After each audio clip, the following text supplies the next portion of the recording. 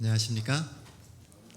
네, 그 환절기라고 하는 게 정말 무섭게 느껴집니다.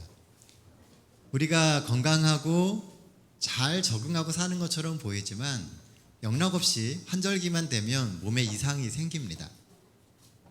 어느새 우리의 몸이 예전과는 달라져 있다라고 하는 것을 느끼게 되죠. 환절기에 우리가 잘 견뎌내는 것처럼 사실은 세상의 변화를 경험할 때마다 우리 역시도 작은 진통을 겪습니다. 하지만 결국은 잘 이겨내야 되고, 잘 이겨냄이 결국은 우리가 나중에 어떤 사람으로 건강하게 살아갈 수 있느냐를 결정하는 것 같습니다. 환절기 잘 이겨내시고 모두 건강들을 잘 회복하셔서 같이 성전에서 예배드리는 날이 빨리 오게 되길 바랍니다. 자, 오늘은 제가 콩타작 얘기를 좀 해보려고 합니다. 자, 잠깐만요. 혹시 여러분들 중에 콩타작 해보신 분 계신가요? 네, 아마 도시에 살다 보면 요즘에는 쉽게 해보기도 어렵고 굳이 할 이유도 없습니다. 마트에 가면 콩 다 까진 거 팔잖아요. 그러니까 굳이 콩타작을 안 하게 됩니다. 시골에 살거나 또는 정말 콩을 키워서 이렇게 먹게 될 경우에는 콩타작을 하게 돼요. 전에 제가 이 콩타작을 한번 해본 적이 있습니다. 근데 이게 생각처럼 쉽지가 않습니다. 생각에는 이렇게 털면은 쉽게 될 것 같은데 생각처럼 잘 되지가 않아요. 이 도리깨질도 익숙하지 않고, 문제는 이 콩이 좀 덜 말랐는지 껍질에 붙어서 잘 떨어지지가 않는 겁니다. 아무리 두드려도 안 떨어져요. 문득 이런 생각이 들었습니다. 콩이 다 익더라도 바싹 마를 때까지 기다릴 필요가 있고요. 그리고 타작할 때 반드시 콩은 껍질에서 떨어져 나와야 된다는 겁니다. 안 떨어져 나오면 어떻게 돼요? 껍데기인 줄 알고선 다 버립니다. 이걸 영적으로 적용해 보면 준비된 의인도 때가 차야지만 의인으로서의 가치를 인정받을 수가 있습니다.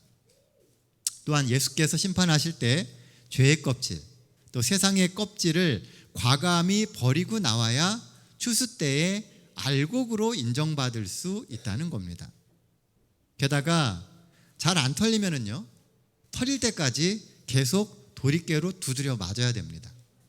그러니까 빨리 떨어져 나와야 빨리 편안하게 이 콩으로서 있을 수 있게 된다는 겁니다. 현명한 성도는 빨리 깨닫고 한 번에 죄의 껍질, 세상의 껍질을 벗어버려야 된다는 생각을 하게 되었습니다. 끝까지 그 껍질을 붙들고 있으면 분명히 알곡인데도 쭉정이 취급을 받고 버려지는 불상사가 생기게 된다는 거예요. 새로운 계절입니다. 오늘 우리는 하나님이 인도하시는 삶 속에서 무엇을 깨닫고 있습니까? 이 안식일 하나님의 음성을 듣고 또 결심하기 위해서 더욱 귀를 기울이게 되시는 우리 모든 새하늘 성도들 되시기를 간절히 바랍니다. 자, 오늘 함께 나눌 말씀은 요한계시록 14장 8절로 10절에 있는 말씀입니다. 우리가 지난 긴 시간 동안 살펴보았던 전설 시리즈 마지막 시간이기도 합니다. 말씀의 제목은 유브라데의 전설입니다. 다 함께 성경 말씀 요한계시록 14장 8절로 10절에 있는 말씀 같이 보도록 하겠습니다. 자, 8절입니다.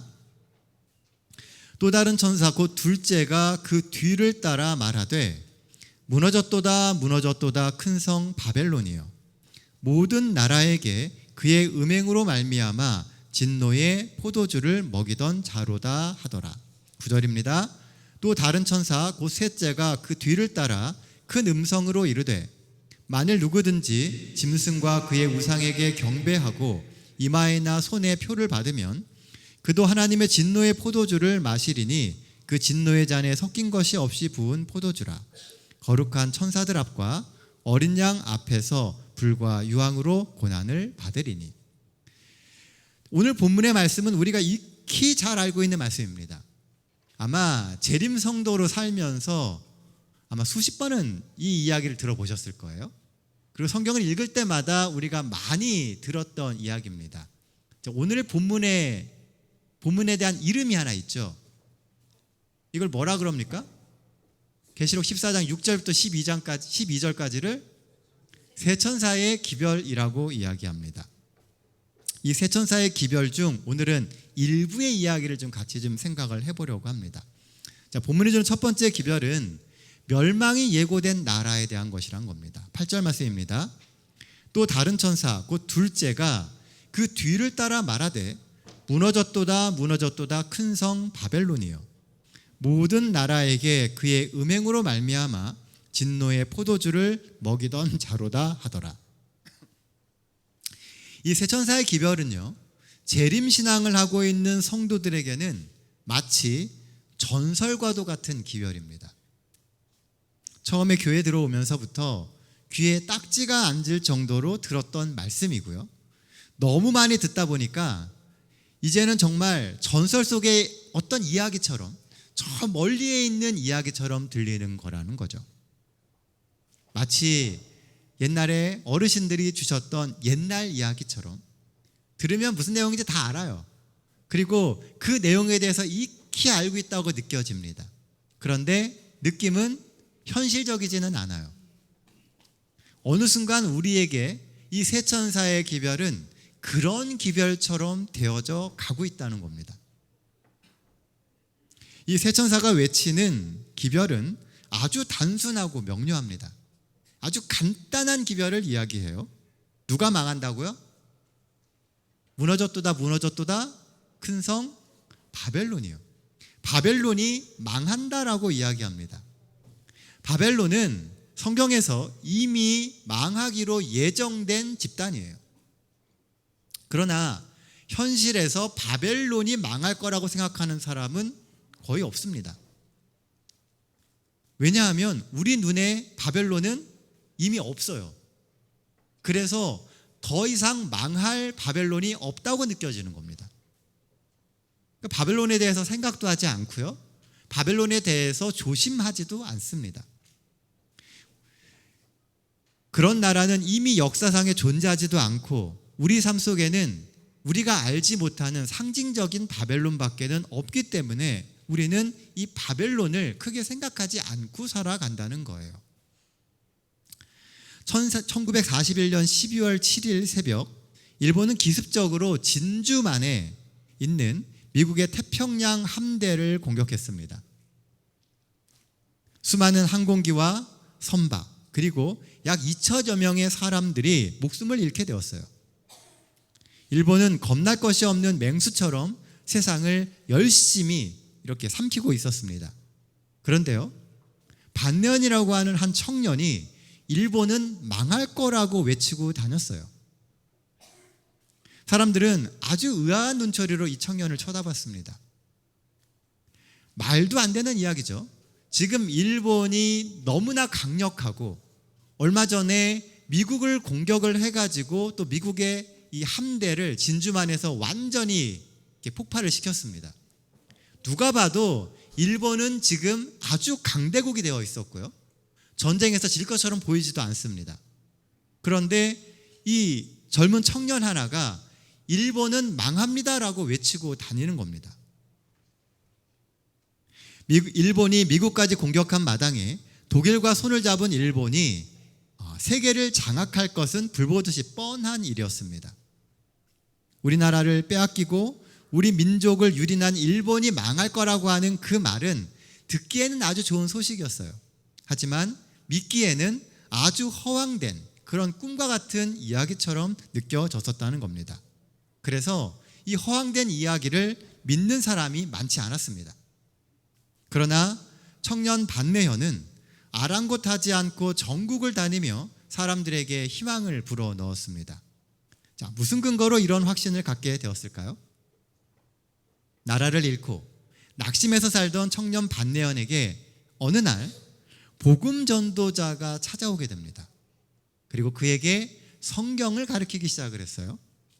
그리고 그가 배우고 또 익혔던 그 복음에 매료되어 이 반매현은 좋아하던 술도 끊고 사람들에게 복음을 전하기 시작한 겁니다.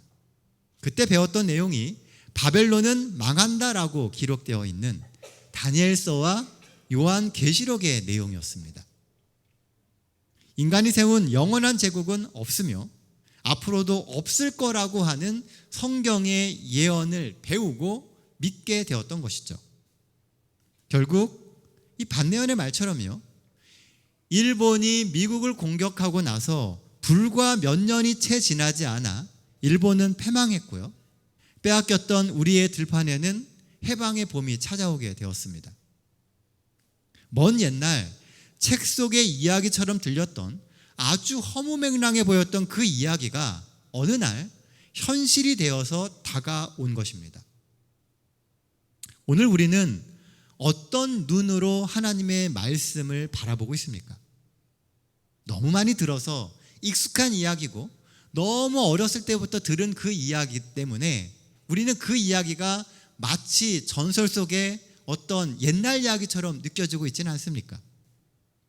그 이야기가 머지않아 현실이 되는 날이 곧 다가오게 될 거라는 것입니다. 예언에 대한 확신, 재림에 대한 확신이 오늘 우리의 가슴에 있습니까? 어떤 이들은 종종 이야기합니다. 당연히 성경을 하나님의 말씀으로 믿지. 게다가 예언도 믿고 그 말씀을 굳게 붙들고 있으니 나는 걱정할 것이 없어. 아주 좋은 믿음입니다.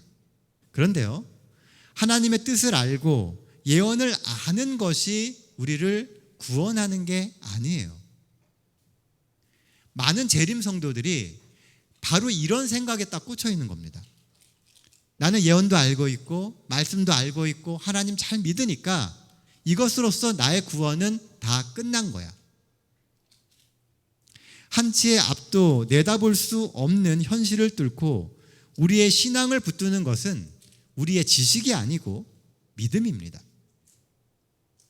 아는 게 중요한 게 아니고요, 그 아는 것을 어떻게 믿고 살아가느냐가 중요하다는 겁니다. 우리는 종종 예언을 주신 하나님의 목적을 오해하는 것 같습니다. 예언을 잘 믿고 미래를 잘 대비하라고 하나님은 우리에게 예언을 주신 것일까요? 물론 그런 이유도 있을 겁니다. 그러나 그것보다 더 중요한 것은 하나님이 우리에게 예언을 주신 목적이 인간의 모든 역사를 이끌고 계시는 분이 하나님이심을 믿게 하기 위해서입니다.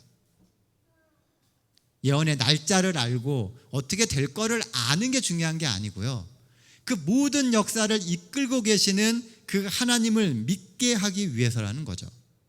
또한 그 하나님을 믿으며 하루하루를 의미 있게 살아가게 하기 위한 것이 예언의 목적입니다. 그런데 우리는 예언의 날을 알고 그 의미를 알고 하는 데 너무 집중해요. 그러면서 뭘 잊어버려요?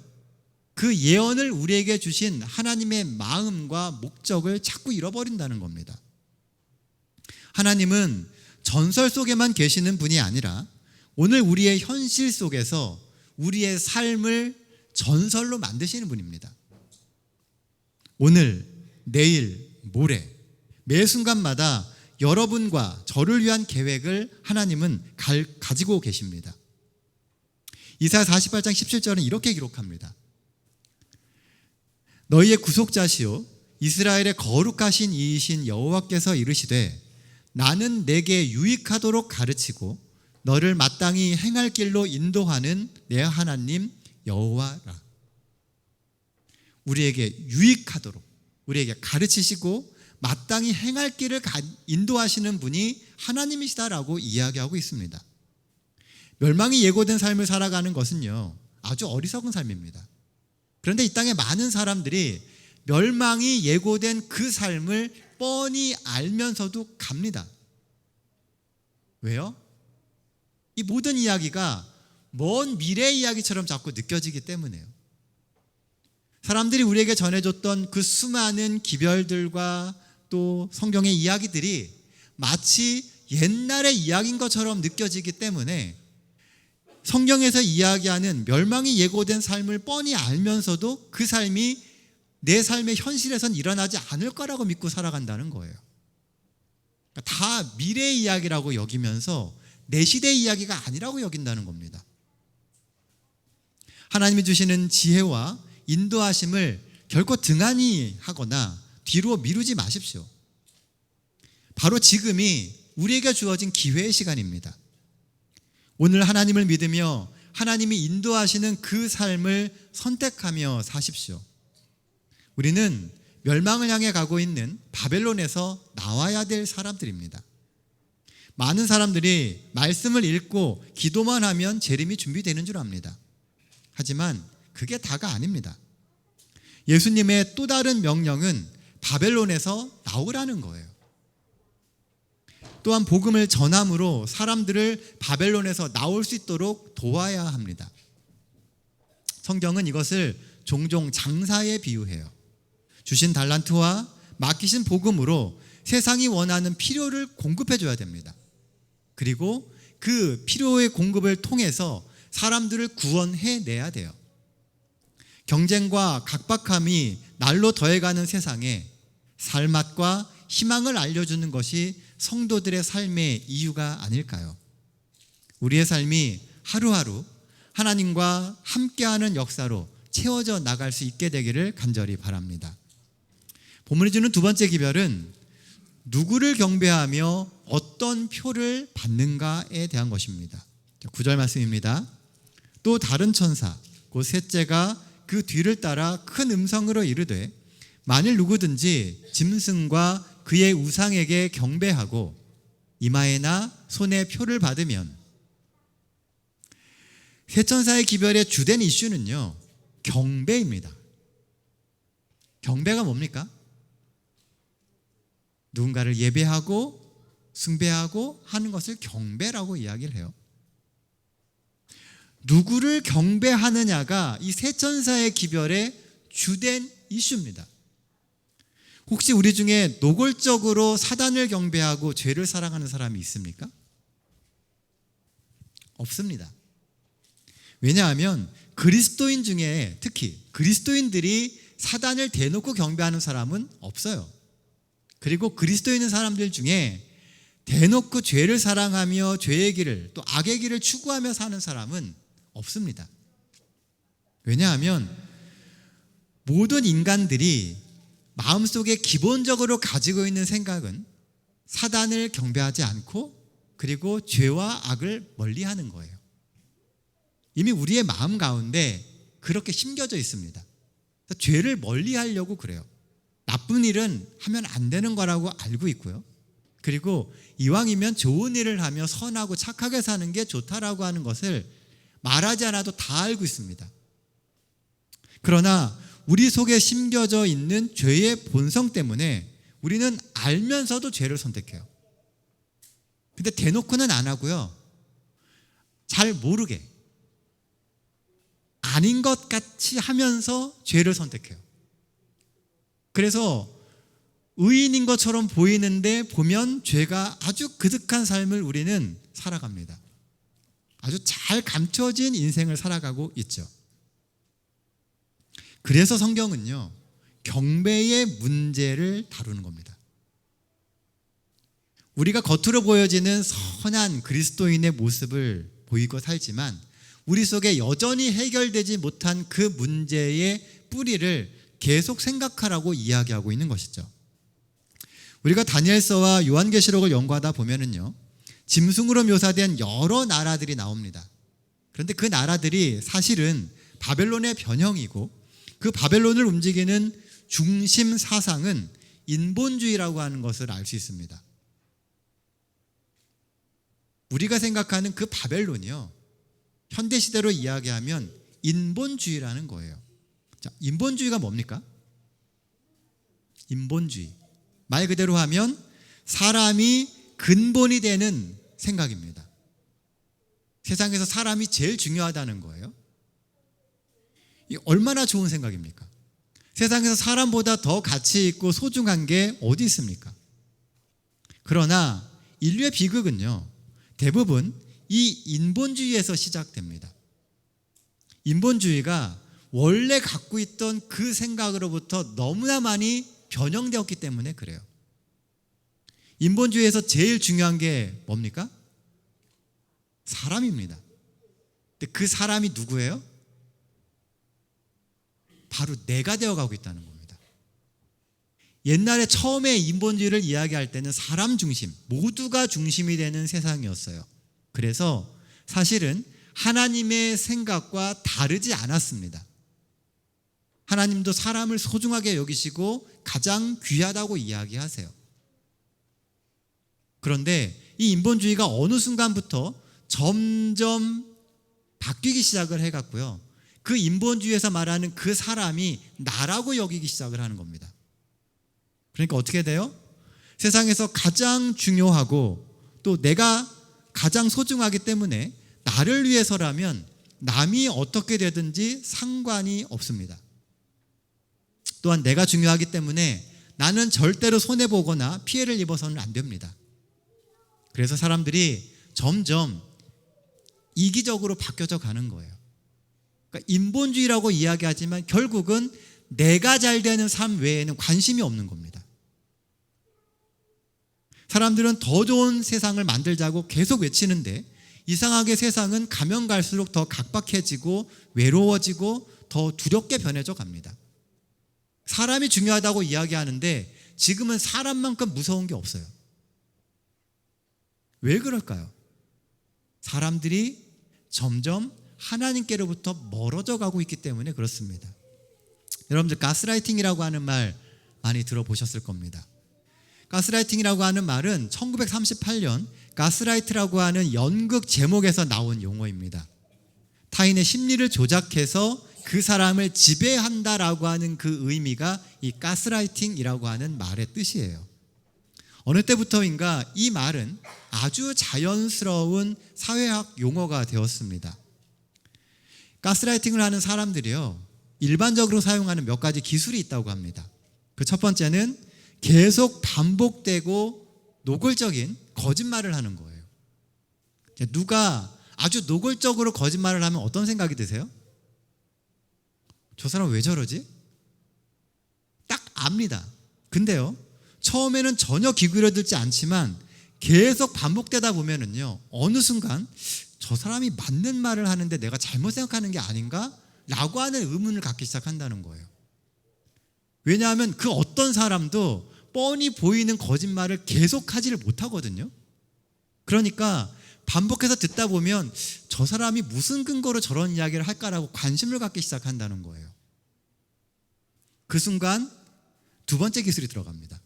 그 두 번째 기술은 혼란을 통해 흔들리는 우리의 생각을 점령하는 거예요.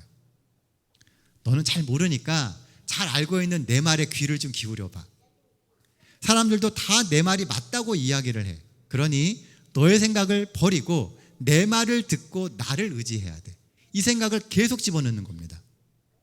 그래도 말을 안 들으면 그 다음에 마지막 세 번째 기술을 써요. 그게 뭐냐 하면 비난하고 화를 내는 겁니다. 왜 내 말 안 듣냐는 거예요. 그러면서 막 윽박을 지릅니다.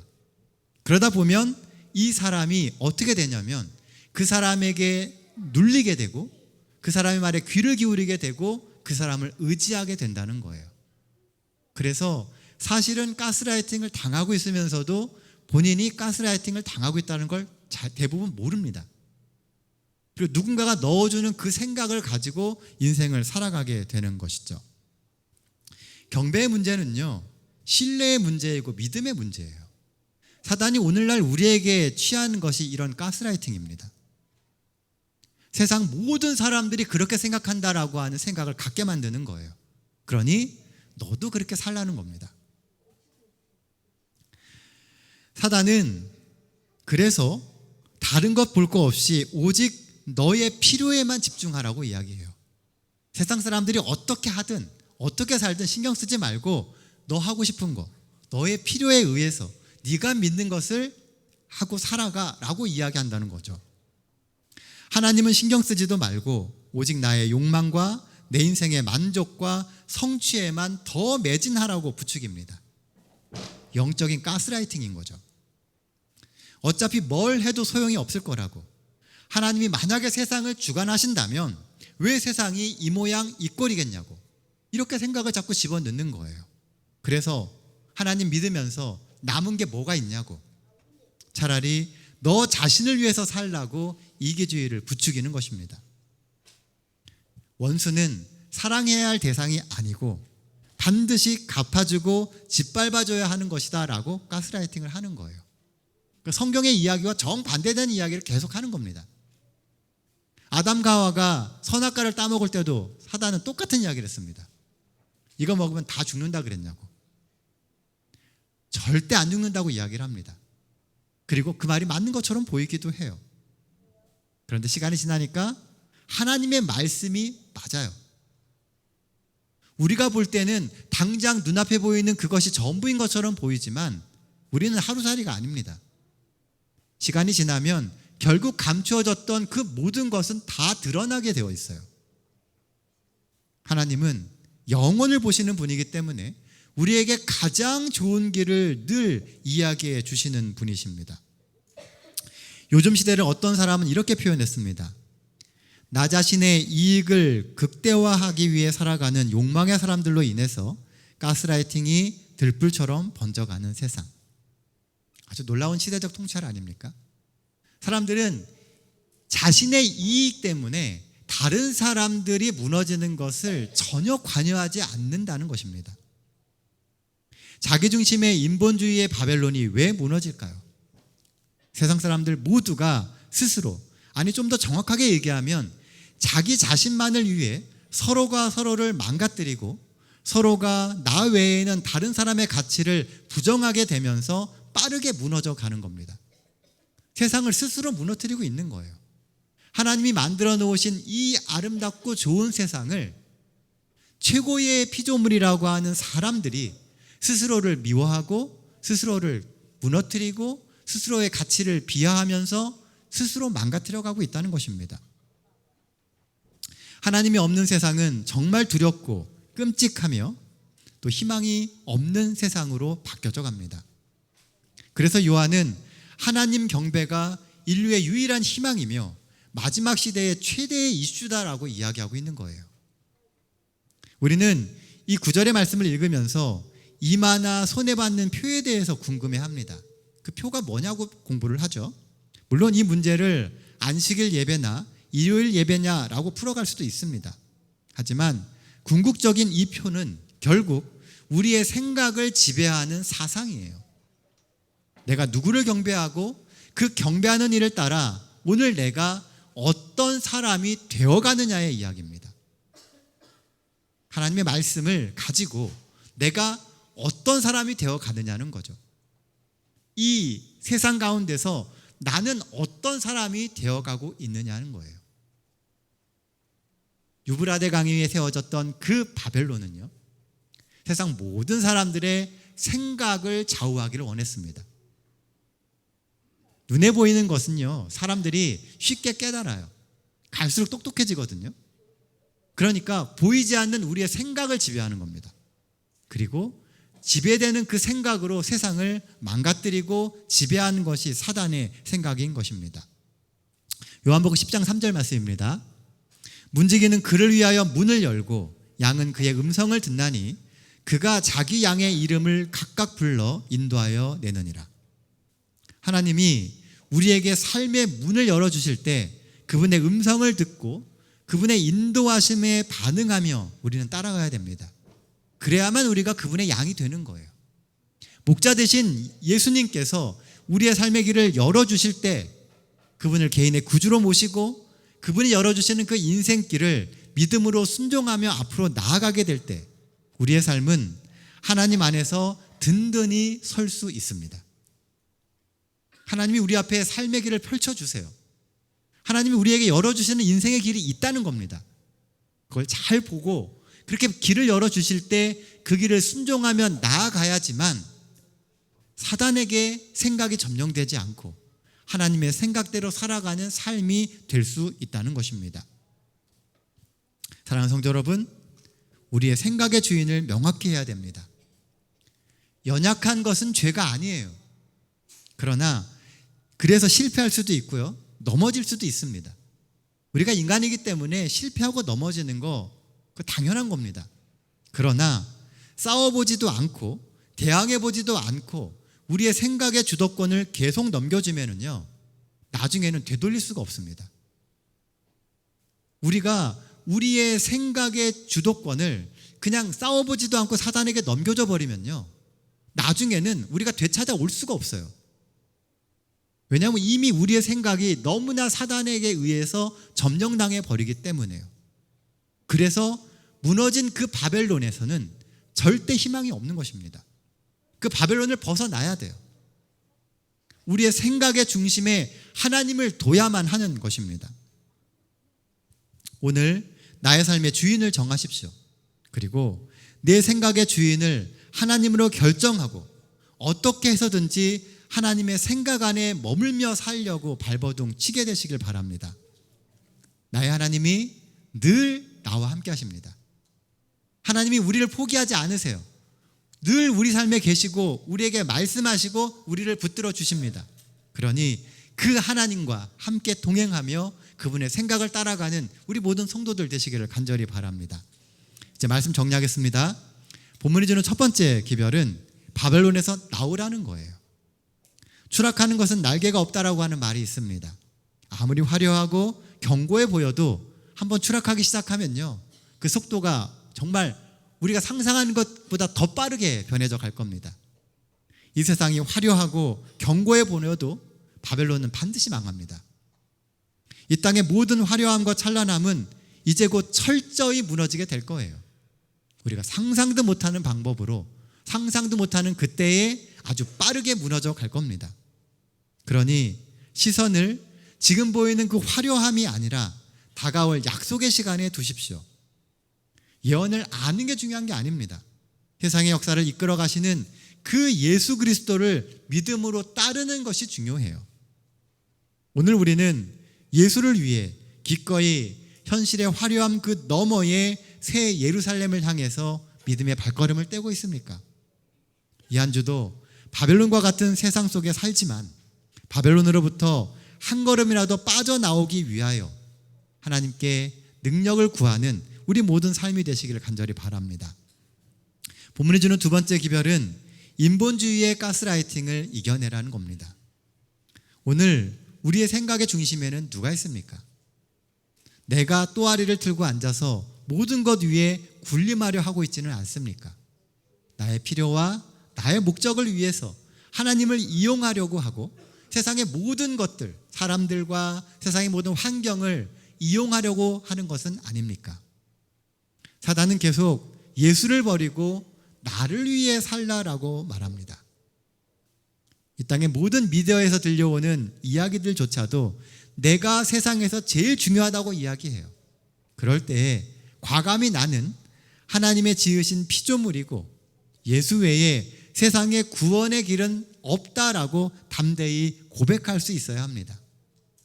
이제 곧 오랜 전설이 현실의 이야기로 바뀔 겁니다. 하나님이 준비하신 심판의 시간이 이르러 올 거예요. 복음을 전하십시오. 한 사람의 영혼이라도 더 구원해 내십시오.